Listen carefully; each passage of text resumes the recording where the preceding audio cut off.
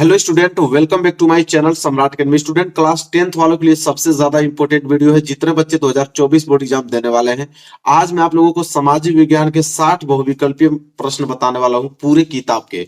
और 2024 बोर्ड में 100% यहां से आने वाले हैं। अगर 60 बहुविकल्पीय प्रश्न तैयार कर लेते हो तो ये आपका ऑब्जेक्टिव क्वेश्चन जो 20 नंबर का आता है उसको 20 में 20 नंबर करके चले आओगे।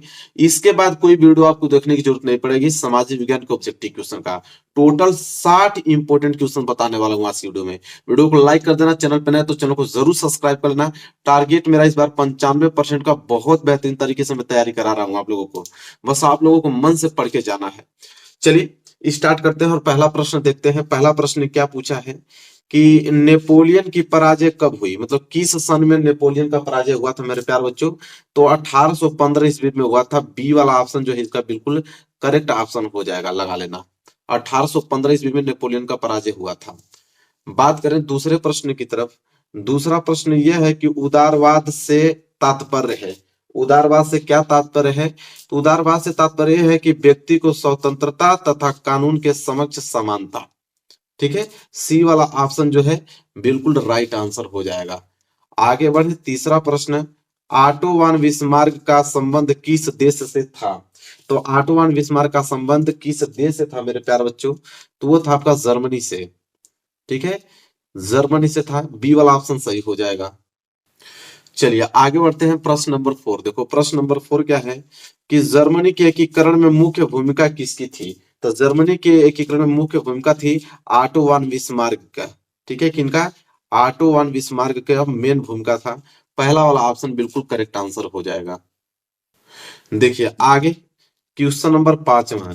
नेपोलियन संबंधित था, मतलब नेपोलियन किससे संबंधित था मेरे प्यार बच्चों? फ्रांस देश से संबंधित था। सी वाला ऑप्शन जो है वो करेक्ट आंसर होगा। सी वाले पे टिक आप लगा लो।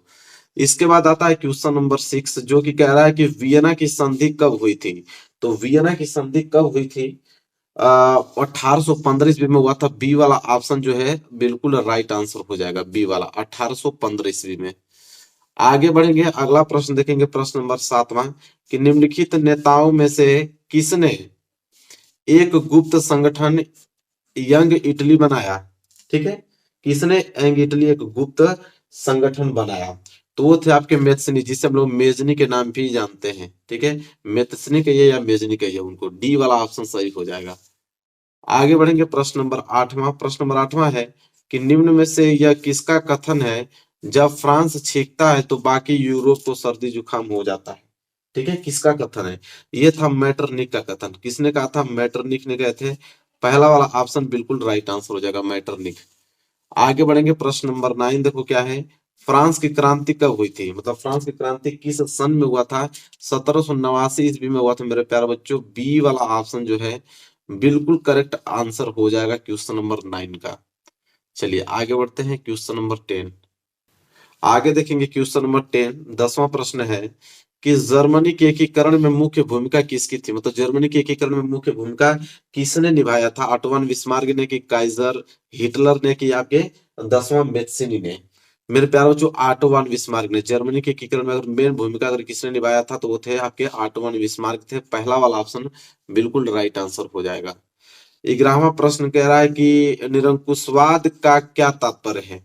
तो निरंकुशवाद का क्या तात्पर्य है? ऐसा शासन व्यवस्था जिसमें सत्ता पर जनता का अंकुश नहीं होता है। ठीक है, निरंकुशवाद का तात्पर्य यही होता है। बी वाला ऑप्शन सही हो जाएगा 11 का। आगे बात करते हैं, प्रश्न नंबर 12 कि 1789 में फ्रांस किस प्रकार का राज्य था? असीमित राजतंत्र था कि सीमित राजतंत्र की प्रजातंत्र था कि यहाँ पे गणतंत्र था? मेरे प्यारे बच्चों, सीमित राजतंत्र था। बी वाला ऑप्शन जो है राइट आंसर हो जाएगा क्वेश्चन नंबर 12 का। आगे बढ़ेंगे, अगला प्रश्न देखो। प्रश्न नंबर 13 क्या है कि जूसेफे मेसनी का संबंध था, मतलब इटली के एकीकरण से कि जर्मनी के एकीकरण से कि इंग्लैंड के राष्ट्रवाद से कि फ्रांस से राष्ट्रवाद से, मतलब फ्रांस के राष्ट्रवाद से? मेरे प्यारे बच्चों, जोसेफिन मेसनी का संबंध इटली के एकीकरण से था। पहला वाला ऑप्शन जो है बिल्कुल राइट आंसर हो जाएगा। ए वाला ऑप्शन पे आप क्लिक कर देना। आगे बढ़ेंगे, प्रश्न नंबर 14 देखो। प्रश्न नंबर 14 क्या है कि निम्नलिखित में से कौन सा 1804 के नेपोलियन कोड में नहीं जोड़ा गया था? मतलब इन चारों ऑप्शन में जन्म से प्राप्त विशेषाधिकार की सामंती व्यवस्था का अंत की संपत्ति का अधिकार की कानून के समक्ष समानता। तो मेरे प्यारे बच्चों जन्म से प्राप्त विशेष अधिकार, ठीक है, 1804 के नेपोलियन कोड में नहीं जोड़ा गया था जन्म से प्राप्त विशेष अधिकार। ये वाला ऑप्शन जो है राइट आंसर हो जाएगा। 15वां प्रश्न देखो क्या है कि 1861 में एकीकृत इटली का सम्राट किसे घोषित किया गया था, ठीक है, इमेनुअल द्वितीय को कि जिउसेppe मैसनी को कि विलियम प्रथम को कि जिउसेppe गैरिबाल्डी को। मेरे प्यारे बच्चों इमेनुअल द्वितीय इसका जो है बिल्कुल राइट आंसर हो जाएगा, फर्स्ट वाला। 1861 में जो एकीकृत इटली का सम्राट किसे घोषित किया गया था, इमेनुअल द्वितीय को घोषित किया गया था। बात करेंगे 16वां प्रश्न की, निम्नलिखित में से किसे 1871 में जर्मनी का प्रथम सम्राट घोषित किया गया था, ठीक है, तो 1871 में जर्मनी का प्रथम सम्राट किसे घोषित किया गया था मेरे प्यारे बच्चों, वो थे आपके नाम नोट कर लो, काइजर विलियम प्रथम थे। पहला वाला ऑप्शन काइजर विलियम प्रथम, ये वाला ऑप्शन जो है बिल्कुल राइट आंसर हो जाएगा। आगे बात करते हैं प्रश्न नंबर 17, जलियांवाला बाग जो कांड में गोलियां किसने चलवाई थी, मतलब माउंटबेटन ने कि लॉर्ड्स डलहौजी ने कि लॉर्ड्स इरविन ने कि जनरल डायर ने। जलियांवाला बाग हत्याकांड आपने सुना होगा, उसमें गोली किसने चलवाया था, तो जनरल डायर थे जो उन्होंने ऑर्डर दिया था गोली चलाने का। डी वाला ऑप्शन जो है बिल्कुल राइट आंसर हो जाएगा। चलिए प्रश्न नंबर 17 हो गया, प्रश्न नंबर 18 की तरफ बढ़ते हैं। देखिए प्रश्न नंबर 18 क्या है, प्रश्न नंबर 18 मेरे प्यारे बच्चों कि चौरी चौरा कांड कब हुआ था, मतलब किस सन में हुआ था, 1920 में, 1921 में, 1922 में, 1925 में। चौरी चौरा कांड हुआ था मेरे प्यारे बच्चों किस सन में हुआ था, एक क्वेश्चन नंबर 18 का सी 1922, ठीक है। मैंने ट्रिक बताया था कि चौरी चौरा सेम है ना, तो लास्ट में दो दो होगा, मतलब ट्रिक हमने कुछ बताया था आप लोगों को याद करने का, याद होगा आप लोगों को। 19वां प्रश्न क्या है कि जलियांवाला बाग की घटना कब हुआ, ठीक है, जलियांवाला बाग की घटना किस सन में हुआ था मेरे प्यारे बच्चों, तो याद कर लो इस डेट को, 13 अप्रैल 1919 को, 13 अप्रैल 1919 को जलियांवाला बाग हत्याकांड हुआ था। सी वाला ऑप्शन जो है बिल्कुल राइट आंसर होगा। 20वां प्रश्न देखो क्या है, 20वां है वंदे मातरम गीत के लेखक, वंदे मातरम गीत के लेखक कौन है, बंकिम चंद्र चट्टोपाध्याय की रविंद्रनाथ टैगोर द्वारा, कि रविंद्रनाथ टैगोर द्वारा लिखे थे कि अहमदाबाद आंदोलन। अब देखो वंदे मातरम गीत के लेखक ये पूछा है, मतलब ये बहुत सिंपल क्वेश्चन है, ठीक है। 20वां का जो राइट आंसर होगा वो पहला ही होगा, बंकिम चंद्र चट्टोपाध्याय द्वारा। वंदे मातरम गीत के लेखक कौन है, बंकिम चंद्र चट्टोपाध्याय। 21वां क्या है, हिंद स्वराज पुस्तक के लेखक कौन है, तो हिंद स्वराज पुस्तक के लेखक आपके महात्मा गांधी जी हैं। सी वाला ऑप्शन बिल्कुल करेक्ट आंसर हो जाएगा यहाँ पे, कौन है, महात्मा गांधी जी हैं। चलिए आगे बढ़ते हैं, प्रश्न नंबर 22वां क्या है कि निम्नलिखित में से किसने बारदौली सत्याग्रह का नेतृत्व किया था, तो इन चारों ऑप्शन में से कौन है जो बारदौली सत्याग्रह का नेतृत्व किए थे, वो आपके हैं सरदार वल्लभ भाई पटेल जी, और डी वाला ऑप्शन बिल्कुल राइट आंसर हो जाएगा, सरदार वल्लभ भाई पटेल। 23वां प्रश्न देखो, 23 प्रश्न क्या है, 23 है कि भारत में राष्ट्रपिता कहकर किसको संबोधित किया जाता है, तो राष्ट्रपिता किनको कहा जाता है, महात्मा गांधी जी को कहा जाता है भारत में। ये वाला ऑप्शन जो है बिल्कुल राइट आंसर हो जाएगा। चलिए आगे बढ़ेंगे, प्रश्न नंबर 24, 24 प्रश्न है, स्वराज मेरा जन्म सिद्ध अधिकार है और मैं इसे लेकर रहूंगा, किसका कथन है यह, स्वराज मेरा जन्म सिद्ध अधिकार है और मैं इसे लेकर रहूंगा, यह कथन किसका मेरे प्यारे बच्चों, यह है बाल गंगाधर तिलक जी का, बाल गंगाधर तिलक। बी वाला ऑप्शन जो है बिल्कुल राइट आंसर हो जाएगा, बाल गंगाधर तिलक। आगे बात करते हैं, 25वां प्रश्न क्या है, भारतीय राष्ट्रीय कांग्रेस की स्थापना कब हुआ था, तो भारतीय राष्ट्रीय कांग्रेस का जो मतलब स्थापना हुआ था मेरे प्यारे बच्चों, वो 1885 ईस्वी में हुआ था। ए वाला ऑप्शन जो है वो राइट आंसर हो जाएगा। चलिए आगे देखते हैं, प्रश्न नंबर 26, प्रश्न नंबर 26वां है, निम्नलिखित में से मिट्टी का प्रकार नहीं है, मतलब इन चार ऑप्शन में से कौन मिट्टी का प्रकार नहीं है, तो काली मिट्टी तो होता है, पीली मिट्टी भी होता है, लेटराइट मिट्टी भी होता है, ये सीमेंट जो है मिट्टी का प्रकार नहीं है, सीमेंट, इसलिए डी वाला ऑप्शन जो है वो राइट आंसर हो जाएगा। 27वां प्रश्न देखिए क्या है, 27वां प्रश्न है कि निम्नलिखित में से किस राज्य में काली मिट्टी पाई जाती है, तो किस राज्य में काली मिट्टी पाई जाती है मेरे प्यारे बच्चों, बहुत इंपोर्टेंट प्रश्न है। तो काली मिट्टी गुजरात में पाई जाती है, ठीक है, बी वाला ऑप्शन जो है राइट आंसर हो जाएगा, गुजरात, ट्रिक लगा लो इसमें। आगे बात करते हैं, प्रश्न नंबर 28, प्रश्न नंबर 28 मेरे प्यारे बच्चों यह है कि पर्वतों पर मृदा अपरदन का साधन है, मतलब पर्वतों पर मृदा अपरदन का साधन क्या है? पवन है कि हिमनद है कि आपके जल है कि पशुचारण है? हिमनद है। बी वाला ऑप्शन जो है वो करेक्ट आंसर हो जाएगा, हिमनद। चलिए प्रश्न नंबर 28 भी हो गया। प्रश्न नंबर 29 की तरफ बढ़ते हैं। देखो प्रश्न नंबर 29 क्या कह रहा है कि पंजाब में भूमि निम्नीकरण का मुख्य कारण क्या है? तो पंजाब में भूमि निम्नीकरण का मुख्य कारण मेरे प्यारे बच्चों अधिक सिंचाई होता है। क्या होता है? अधिक सिंचाई। सी वाला ऑप्शन जो है वो राइट आंसर हो जाएगा, अधिक सिंचाई। आगे बात करते हैं प्रश्न नंबर 30वां। देखो प्रश्न नंबर 30वां क्या है कि निम्नलिखित में से कौन सा नवीकरण योग्य संसाधन नहीं है?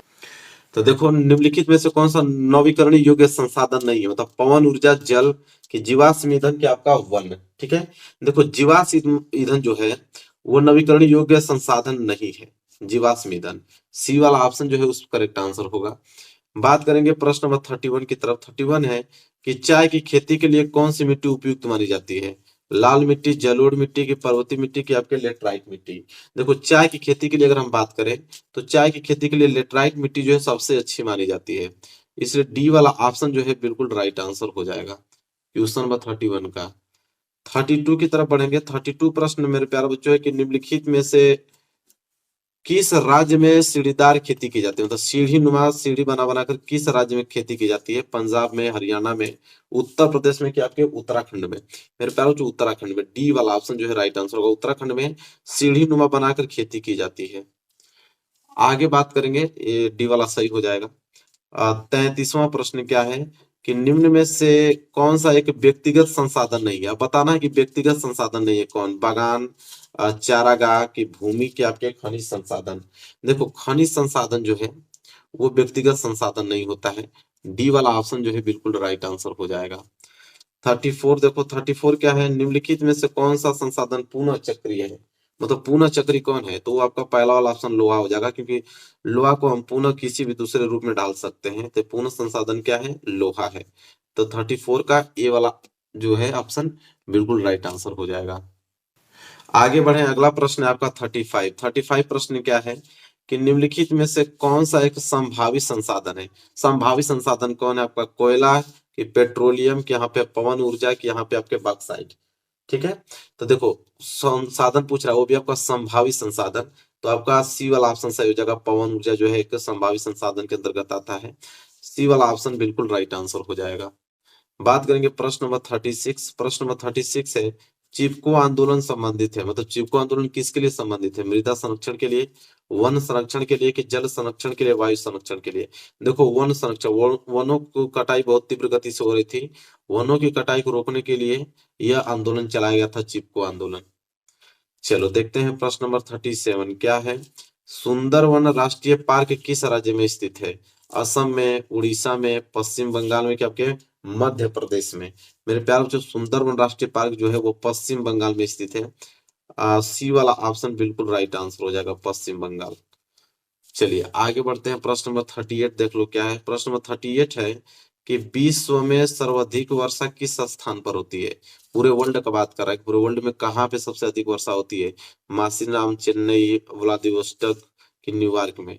मेरे प्यारे बच्चों पहला वाला ऑप्शन क्लिक करना। मासिनराम में सबसे ज्यादा अधिक वर्षा होती है, पहला वाला ऑप्शन जो है वह राइट आंसर हो जाएगा। चलिए आगे बढ़ेंगे। प्रश्न नंबर 39। प्रश्न नंबर 39 क्या है कि टिहरी बांध परियोजना किस राज्य में स्थित है? तो टिहरी बांध परियोजना जो है पंजाब में, गुजरात में, उत्तराखंड में, कि मध्य प्रदेश में? तो टिहरी बांध परियोजना जो है वो उत्तराखंड में स्थित है। किस राज्य में? उत्तराखंड राज्य इसमें स्थित है। सी वाला ऑप्शन जो है बिल्कुल राइट आंसर हो जाएगा। चलिए आगे बढ़ते हैं प्रश्न नंबर 40। चलिए आगे देखते हैं प्रश्न नंबर 40। देखो प्रश्न नंबर 40 है यहाँ पे कि सलाल बांध किस नदी पर बना है? तो सलाल बांध देखो किस नदी पर? महानदी पे, कि चिनाब नदी पे, कि सतलुज नदी पे, कि कृष्णा नदी पे? चिनाब नदी पे। सलाल बांध किस नदी पे बना है? चिनाब नदी पे। बी वाला ऑप्शन जो है राइट आंसर होगा, उसको आप क्लिक कर लो। इसके बाद 41 की अगर हम बात करें, 41 प्रश्न है कि इनमें से कौन सी रबी फसल है? चावल, मोटे अनाज, चना, चना में भी आपका काला चना, फिर कपास। इन चारों में बताना है कि रबी की फसल कौन है। तो रबी की फसल सी वाला ऑप्शन है चना। चना में वो भी कौन सा?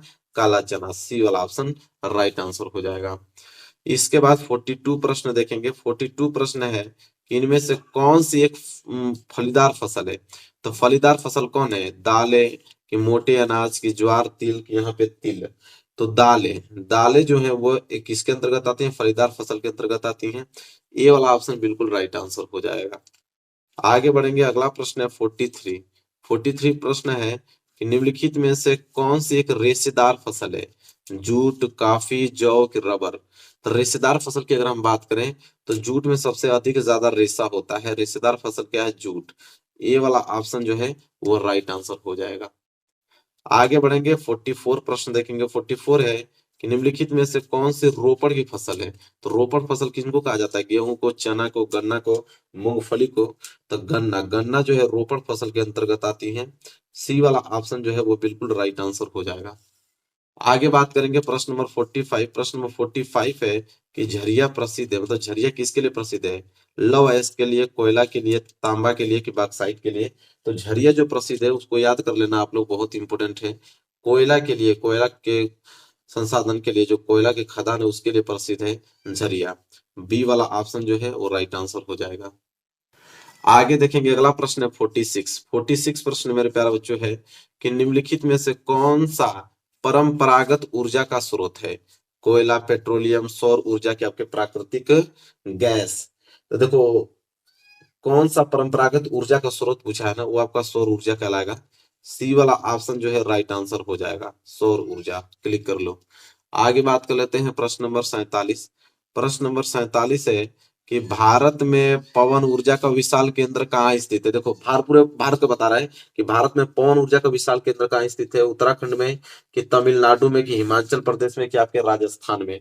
तो तमिलनाडु में। कहाँ पे? तमिलनाडु में जो है वो पवन ऊर्जा का विशाल केंद्र स्थित है। चलो आगे बात करते हैं प्रश्न नंबर 48। प्रश्न नंबर 48 है यहाँ पे कि मुंबई हाई प्रसिद्ध है। मुंबई हाई किसके लिए प्रसिद्ध है? तो तेल शोध कारखानों के लिए, पेट्रोलियम के लिए प्रसिद्ध है। ये वाला ऑप्शन जो है बिल्कुल राइट आंसर हो जाएगा, तेल शोधक कारखानों, पेट्रोलियम के लिए। जैसे झरिया प्रसिद्ध था कोयले के लिए, उसी तरह मुंबई हाई प्रसिद्ध है तेल शोध कारखानों के लिए। आगे बढ़ेंगे, अगला प्रश्न है 49। 49 प्रश्न मेरे प्यार बच्चों ये है कि निम्नलिखित में से कौन सा ऊर्जा का गैर परंपरागत स्रोत है? तो ऊर्जा का कौन सा गैर परंपरागत स्रोत है आपका? यहाँ आपके सौर ऊर्जा की, कोयला, यहाँ पे की पवन ऊर्जा की, ज्वारीय ऊर्जा। तो ऊर्जा का गैर परंपरागत स्रोत पूछ रहा है यहाँ पे। तो इसका राइट आंसर हो जाएगा मेरे प्यारे बच्चों सौर ऊर्जा, पहला वाला ऑप्शन। ठीक है, इस पे क्लिक कर लेना आप लोग, पहला वाला ऑप्शन। आगे बात करेंगे, अगला प्रश्न आप लोगों का है प्रश्न नंबर 50 कि एंथ्रेसाइट का संबंध किस खनिज से है? तांबा से है, कि बॉक्साइट से है, कि सोना से है, यहाँ पे आपका कोयला से है? देखो, एंथ्रेसाइट का जो संबंध होता है वो कोयला से होता है। ठीक है, सी वाला और डी वाला ऑप्शन जो आप लोगों का है बिल्कुल राइट आंसर हो जाएगा, उस पर क्लिक कर लेना आप लोग। चलो आगे बढ़ते हैं, अगला प्रश्न देखते हैं। चलिए देखते हैं, 50वां प्रश्न हो गया कोयला। हाँ देखो, ये 49 प्रश्न देखो, 49 वाला क्या था कि ऊर्जा का गैर प्रागत स्रोत पूछा है ना, तो ये सौर ऊर्जा नहीं कहलाएगा, क्या कहलाएगा? कोयला कहलाएगा। इसका भी कोयला ही राइट आंसर होगा, इसको कोयला कर लेना। बी वाला ऑप्शन जो है वो राइट आंसर होगा, सौर ऊर्जा नहीं, क्योंकि यहाँ पे गैर परंपरागत ऊर्जा का स्रोत पूछा है। तो बी वाला इसका भी और इसका डी वाला। एंथ्रेसाइट का संबंध किस खनिज से है? कोयला से है। चलो आगे बढ़ते हैं, अगला प्रश्न देखो। अगला प्रश्न भी सेम उसी प्रकार का प्रश्न है कि कोरबा प्रसिद्ध है, मतलब कोरबा किसके लिए प्रसिद्ध है? प्राकृतिक गैस के लिए, कोयला के लिए, कि यहाँ पे सौर ऊर्जा के लिए, कि यहाँ पे बॉक्साइट के लिए? तो कोरबा मतलब कोयला के लिए। कोरबा भी किसके लिए प्रसिद्ध है? कोयला के लिए ही प्रसिद्ध है। बी वाला ऑप्शन जो है वो राइट आंसर हो जाएगा। आगे देखेंगे 52। 52 है कि श्रीलंका में निम्नलिखित में से कौन सा बहुसंख्यक वर्ग है? तमिल, ईसाई, सिन्नली, की मुस्लिम? तो सिन्नली जो है वो बहुसंख्यक वर्ग है श्रीलंका में। सी वाला ऑप्शन जो है वो राइट आंसर हो जाएगा, सिन्नली। आगे बढ़ेंगे, अगला प्रश्न है 53। 53 प्रश्न है कि भारत के संविधान की 8वीं अनुसूची में कुल भाषा कितना है? तो भारत के संविधान की 8वीं अनुसूची में कुल टोटल भाषा जो है मेरे प्यारे बच्चों वो 22 है, 22 भाषा है। ठीक है, बी वाला ऑप्शन क्लिक कर लो, यही राइट आंसर होगा। 54 की अगर हम बात करें, 54 प्रश्न जो है वह है कि भारत में पंचायती राज्य की स्थापना हुई थी। तो भारत में पंचायती राज्य की जब स्थापना हुआ था वो सन 1992 ईस्वी में हुआ था। सी वाला ऑप्शन जो है वो राइट आंसर होगा, सन 1992। चलिए आगे बढ़ते हैं, अगला प्रश्न है आपका 55। 55 है कि भारत में कुल कितने संघीय राज्य हैं? ठीक है, 27, 28, 29 या आपके 30। तो भारत में कुल कितने संघीय राज्य हैं? तो 28। टोटल कितने संघीय राज्य? 28 हैं। बी वाला ऑप्शन जो है वो राइट आंसर हो जाएगा। आगे बढ़ेंगे, अगला प्रश्न है आपका 56 कि भारत में केंद्र शासित राज्यों की संख्या कितनी है? तो भारत में केंद्र शासित राज्यों की संख्या कितनी है? 9 है कि 7 है कि यहाँ पे 10 है कि यहाँ पे 8 है?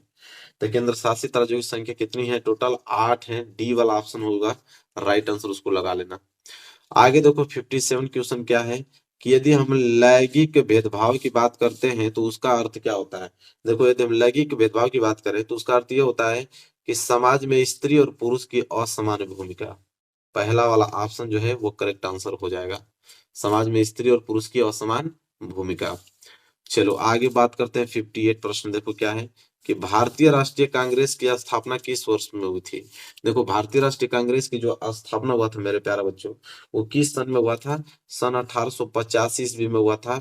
ये वाला ऑप्शन जो है वो राइट आंसर हो जाएगा।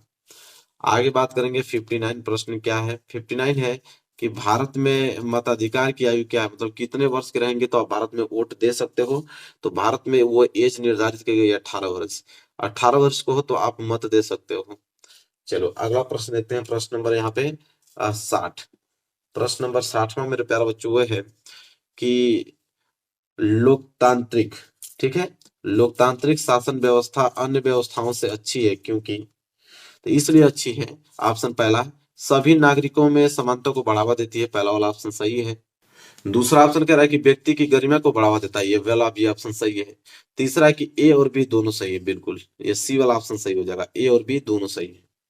लोकतांत्रिक शासन व्यवस्था अन्य व्यवस्थाओं से अच्छा इसलिए है क्योंकि देखो इसमें सभी नागरिकों में समानता को बढ़ावा भी देता है और व्यक्ति की गरिमा को भी बढ़ावा देता है, इसलिए ए और बी दोनों सही हो जाएगा। इसके बाद 61 प्रश्न देखो कि निम्नलिखित में से किस एक देश को छोड़कर हर जगह तानाशाही पर लोकतंत्र को प्राथमिकता दी जाती है? तो देखो किस एक देश को छोड़कर हर जगह तानाशाही लोकतंत्र को प्राथमिकता दी जाती है, वो आपके कौन है? पाकिस्तान।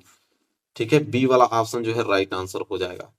तो आज की वीडियो में हमने टोटल 61 प्रश्न डिस्कस किया। अगर ये प्रश्न आपको एकदम बिल्कुल रटे हैं तो समझ लो कि 20 में 20 ऑब्जेक्टिव क्वेश्चन जो है वो पूरा का पूरा आंख बंद करके चले आओगे और यहाँ से 20 मतलब कि छह आपका 3 6 का 18 3% आप लोगों का तैयार हो जाएगा।